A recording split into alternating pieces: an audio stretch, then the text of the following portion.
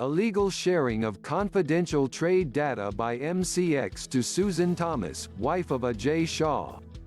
External auditors damning report on MCX. The Securities and Exchange Board of India (SEBI), as well as the Audit Committee of Multi-Commodity Exchange of India Limited. MCX asked auditors TR Chadha and Co. LLP (TRC) to examine and report. A clinical look into the audit report of TRC reveals startling observations. The three deliverables promised in the agreement were not given by the signatory Indira Gandhi Institute of Development Research (IGIDR), on whose behalf Susan Thomas signed. The data that was shared by MCX to IGIDR for accomplishing the above did not need to be to the extent it was done, that is on a daily basis, when historical daily data would have sufficed. Readers can make their own conclusions based on the facts presented below. What were the deliverables? The papers were to have dealt with the impact of Commodities Transaction Tax (CTT) on the commodity markets in India. The deliverables were as follows: Analytical research paper on the impact of CTT on growth and development of CTT policy roundtable to discuss the relevant topics in the context of Indian commodity market policy paper. The economic impact of gold futures on the gold market and its ecosystem in India. It is easily seen that for delivering the above three, one does not require any numerical data from MCX, and the data that is available in the public domain is sufficient. What was delivered? No specific deliverables with concrete timelines were documented in the agreement dated August 29, 2016. The research topic was kept open and generic as to studying issues of relevance to the commodities market. What was the purpose?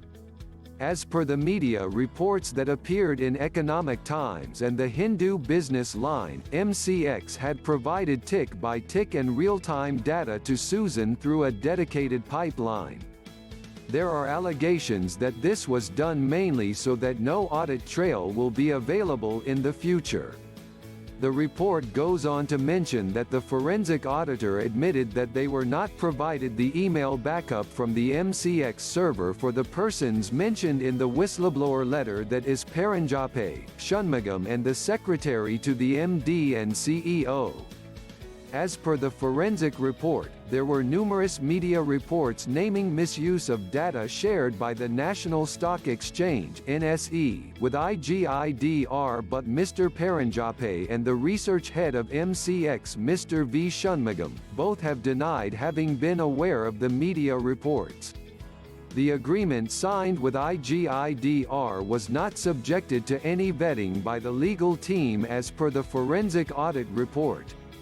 Chirag Anand was not an employee of IGIDR. Furthermore, as per the forensic report, Mr. Chirag Anand, who was the main coordinator from Dr. Susan Thomas, was not an employee of IGIDR but has worked with the National Institute of Public Finance and Policy (NIPFP), with whom Dr. Ajay Shah is associated.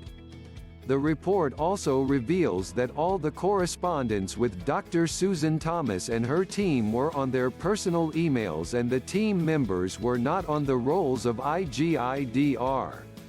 The report also reveals that there is a possibility of communication, receipt of data, and the uses of data by these individuals in their personal capacity.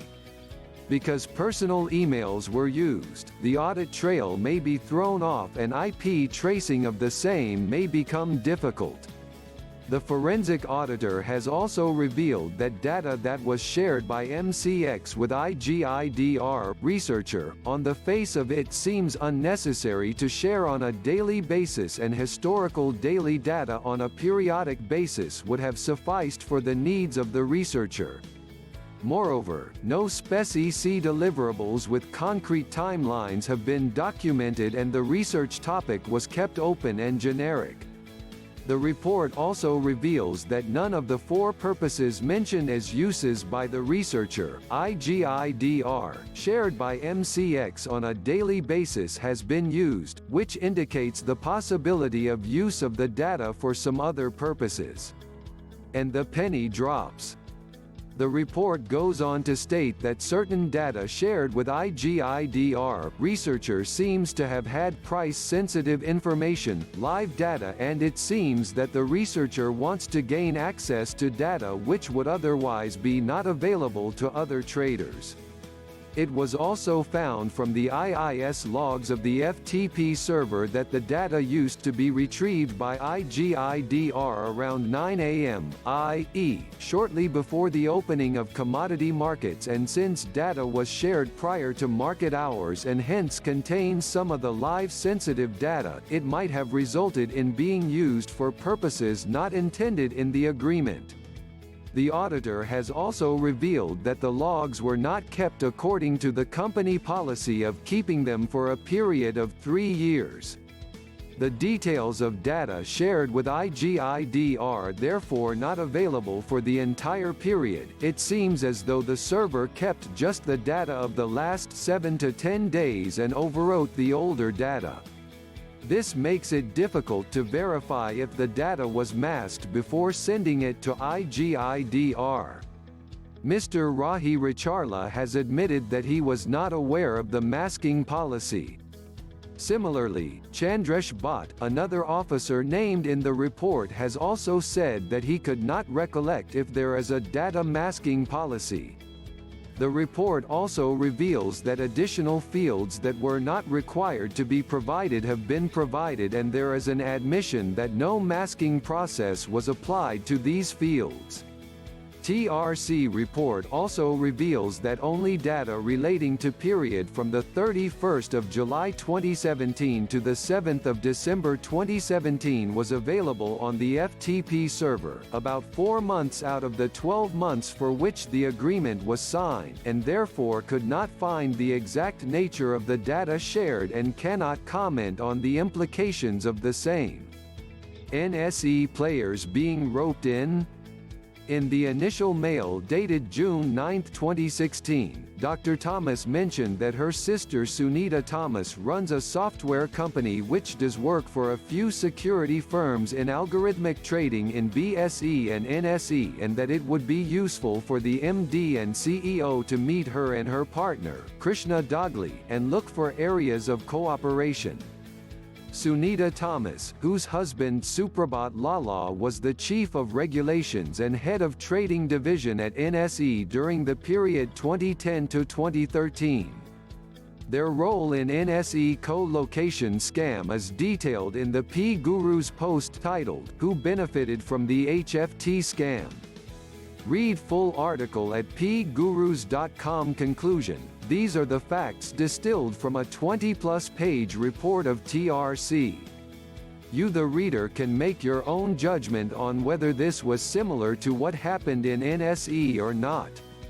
Like, share and subscribe. Follow PGurus at www.pgurus.com, hindi.pgurus.com, fb.com/pgurus1, twitter.com/pgurus1, youtube.com/pgurus1.